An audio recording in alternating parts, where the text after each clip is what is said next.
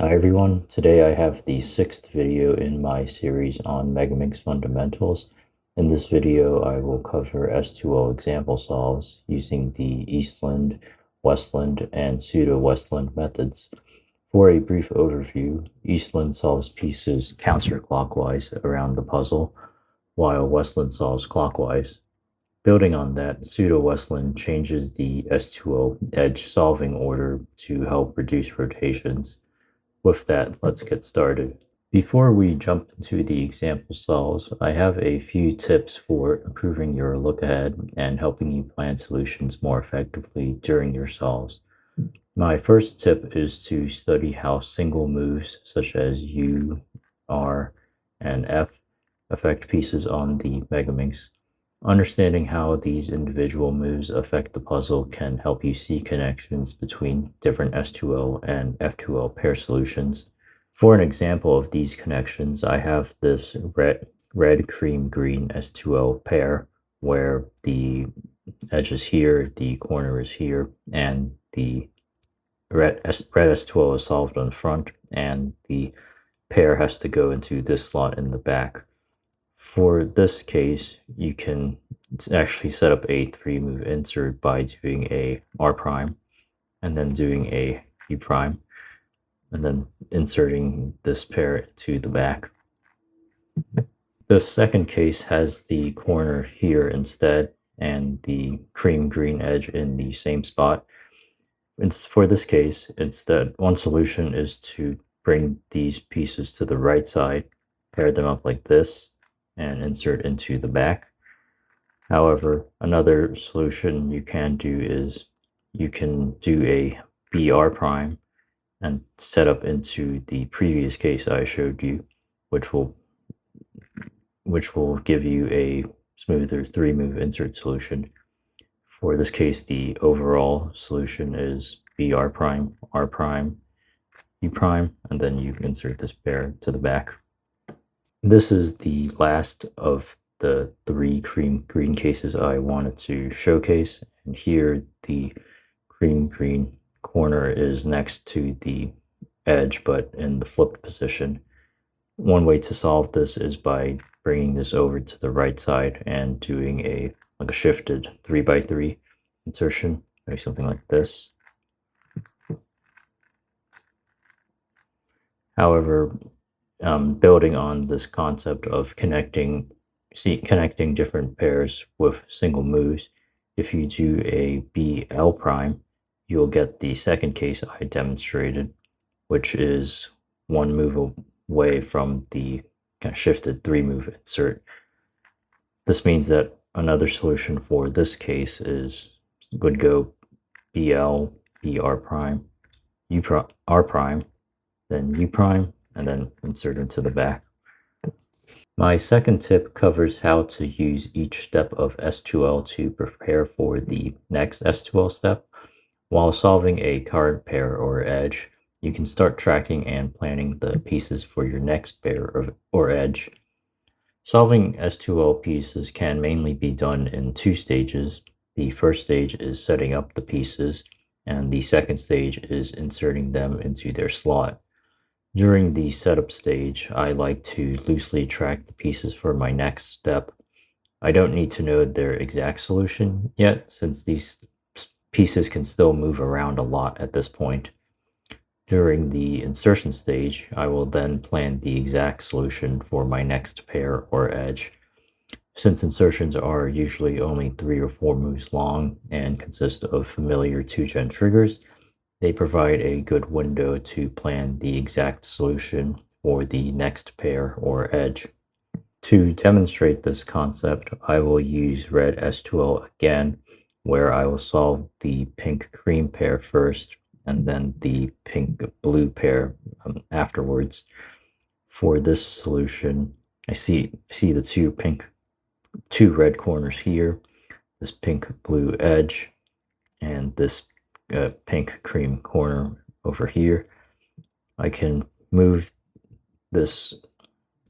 I can do an L prime to move this up and move this a little closer. And then while I bring this around, this won't this will keep the pink blue in place. And then from here, I see that these two pieces are here. My 3-move insert will be U prime R prime, but it won't really change these pieces on the left side. So while I'm doing this, I will kind of look, I can sort of glance over, not really, I don't want to rotate over since I want to just keep keep the angle the same during this insertion. But I can see that I get this F2L case where the corner is in the slot, and I can like set up a 3-move insert, 3-move split pair with this later on. From here, I can do something like this to solve that pair. My third tip is to watch for full pairs or 3-move inserts that get split apart during a solve.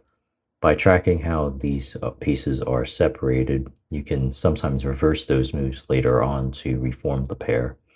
This will let you solve a pair without needing to find a solution from scratch.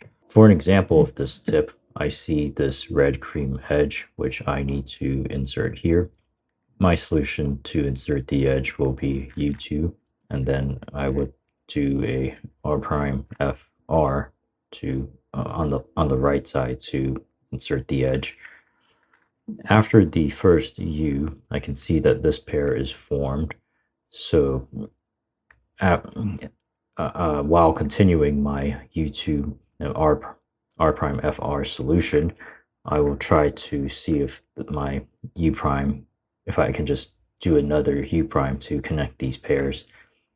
This will work since now the red cream edge we were solving is down here and won't get affected by the U prime.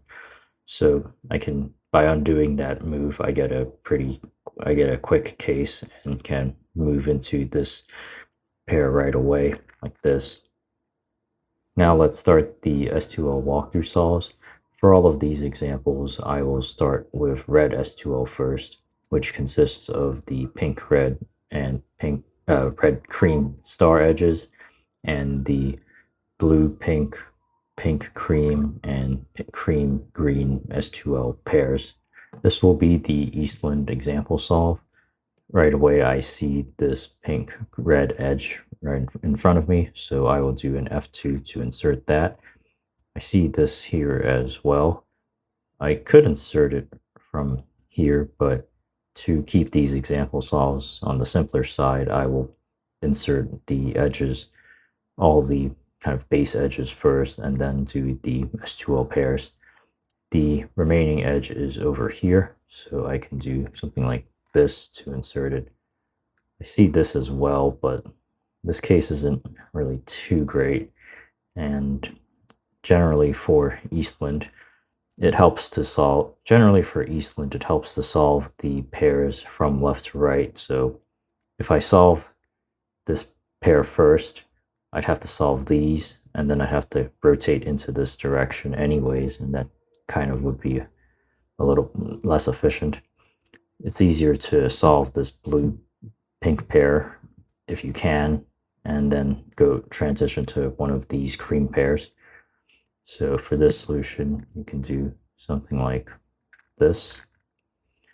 So this will push the corner down. Then I can do a U move to set up this split pair insert, and I'll insert that. I see this here, and I see a couple of cream edges and cream corners in the back. I haven't actually seen this pink cream corner yet, so I think it's going to be in this area. You could check, but since I know I have this pair already, I will just work on this one next. So for this case, I can set up into one of the corner cases with the corner above the slot like this, and then here I can do F prime, R, U, R prime, F prime to insert it. I didn't really see the pink cream corner in the front here, so it should be in the back. check that. It's over here. To insert this pair, I can do something like this. This will put the edge here, and I can move, and it'll put the corner over here. Afterwards, I can move to a U2 prime to move the corner in front of the slot, and then do an R prime and set up into this split pair. That the next piece I will solve is the green-blue edge, which is over here. I also see a couple of other S2O pairs like this, and this one's a little harder to see, but it's also close by, a little close by. To insert this pair, I can do something like this. But since I see these pieces almost a split move away, I can actually like make this pair first, and then do this same edge insertion, and then I'll be able to get a free pair for my first green S2L pair. Here I see now the corner has moved into the top, into the U layer, and the corresponding edge is here, so I can pair these up like this, and then insert into this bottom slot like so. My next S2O edge is purple and orange. I don't see it on this U layer, and I don't really see it over here either, so it should be in the back somewhere. It's over here, so I can insert it like this. I did see this purple, orange, yellow pair before, and I also see this blue orange pair after inserting this edge. This case is a bit worse since the edge is already in a different slot, so I will solve this pair to take this out. For this case, you can do something like this to get this 3-move insert. And then for here, you can do something like this to pair the pieces up here, and then insert into the front left slot. For the last S2L face, I'd normally solve this green-blue edge first, and then try to solve either this yellow-green pair or this green-pink pair afterwards. This edge is already solved, so I will look for one of those pairs next. Neither are too great. These cases are a little complicated, but I think green-yellow is a little better. So here's the edge, here's the corner. I can pair them up like this. And now I need to shift this right layer around to open up the slot. Now that I've shifted this upwards, this pair needs to go here. I also see this pair as well, so that'll help for the follow-up case. I see orange-green, which is actually a little better. This is a bit of a advanced solution, but it does have a low move count, so I think it's not too hard to learn. You can do a U prime and then a BR to get this 3-move split pair. Once you can then insert it like that, and then do a BR prime to keep this back area preserved. The last pair conveniently formed itself, so I can then insert this like so. This is the regular Westlund solve. For my red S2L, I see these two edges here. I see this pair as well, but I don't think I'll try to preserve it since this isn't really a very good case. For the red edges, I will do something like this to insert them. I bring this to the top, bring this down. So when I bring these around, these are right above the slots they need to go to. And I can do a R2 prime F2 to insert them. For a Westlund solve, I'd like to solve the cream green pair first, if I can, and then kind of solve the pairs on the left side afterwards. Since I see this edge and this corner near the slot already, so I can do something like this to pair them, set up a split pair, and then insert in the back like this. I see these two here, and I can form another split pair like this. Insert here. I see this corner came out and from the slot, and the edge is over here. The slot is over here, so I can do something like this to set up another split pair and insert that. For regular Westlund, I'd solve this green-blue edge first. I see this pair here as well, so I'll probably do that pair first and just try to keep track of it. I then see this green-purple. I see this green pink edge, but I don't know where the corner is, so I probably just go with my yellow-green. Here I can do an F prime and do this like 3x3 insert 3x3 case, and insert like this. I see this here, so I can do something like this to pair them up, and then insert these in the back. Insert these into the back like this. For my next face, I will do the orange-yellow edge. I see this pair as well, so I'll try to keep track of that. I think I'll just insert since from after this F prime, these two are right next to each other, so to preserve a pair, I can do something like this, and then when I do this as the rest of my pair edge insertion, this pair is preserved, so I can insert it right after like this. The next pair is orange-green, which has to go in the back. You can do like you can shift this left layer up like this to get another split pair, and then while I insert it, I can do an L move at the same time as the last R move in that insertion to restore this left S2L face. From here, I'd normally solve the green. I'd solve the green-blue edge first, and then try to solve this pair next to it, which is green, blue, and purple. This is the kind of base edge I want, and these are the pair edges I want. So these are the pair pieces that I want to do for my first pair. So for my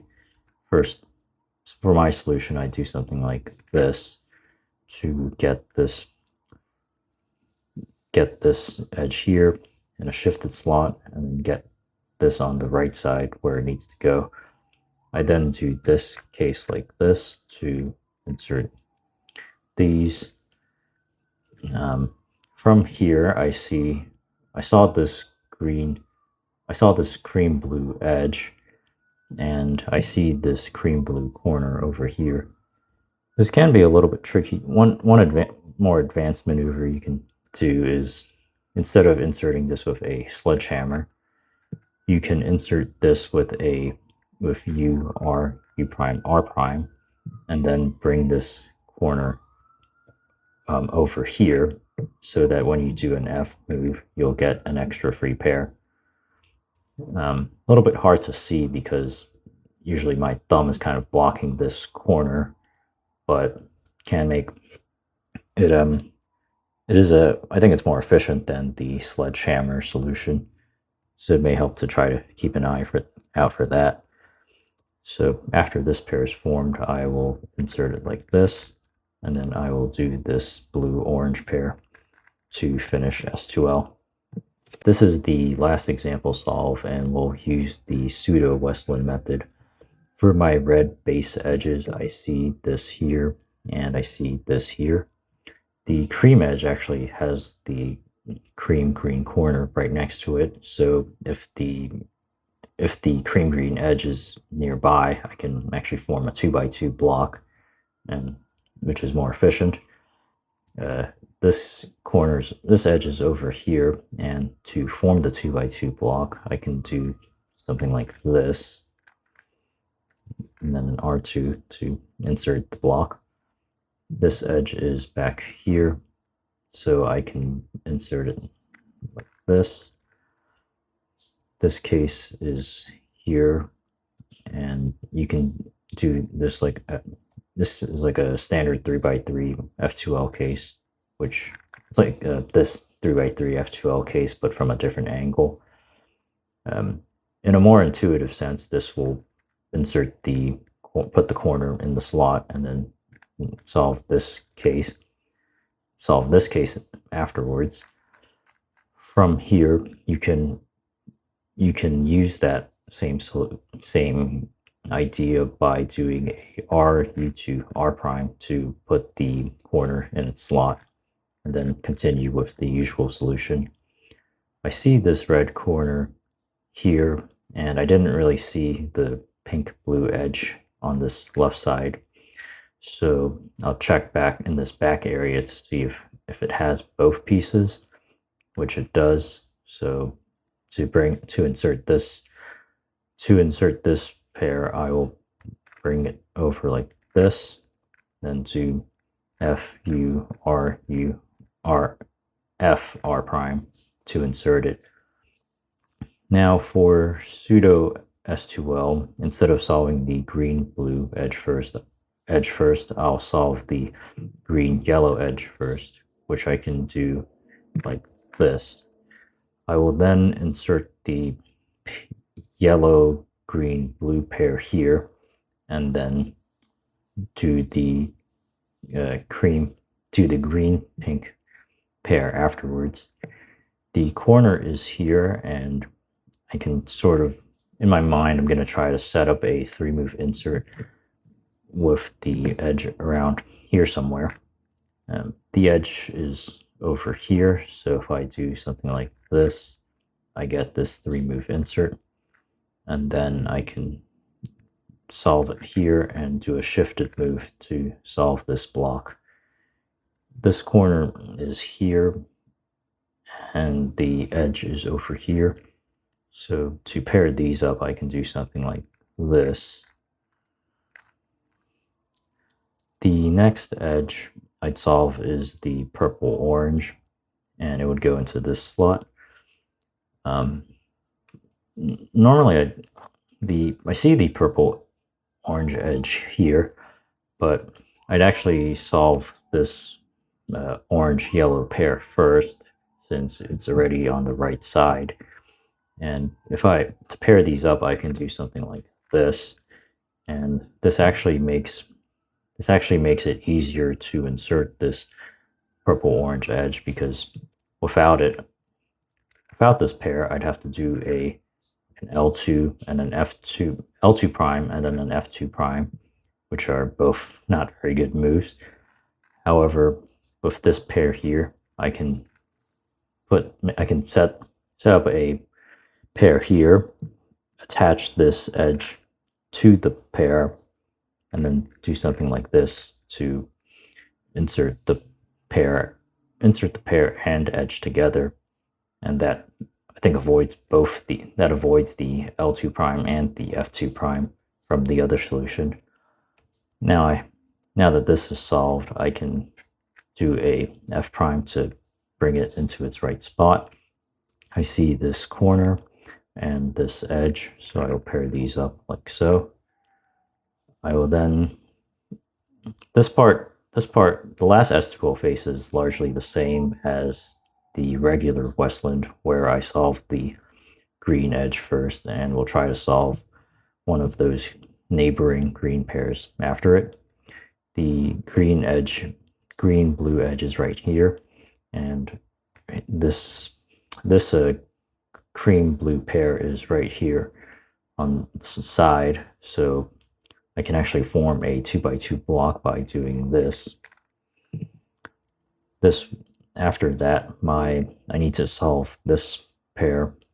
I need to solve this green, blue, purple pair, which is in the back here and is a 2-gen case. Now my last pair is green. Now I have my last blue-orange pair in the back here, which I can solve like this. Those are all of the S2L examples and tips for this video. Thanks for watching and see you in the next video.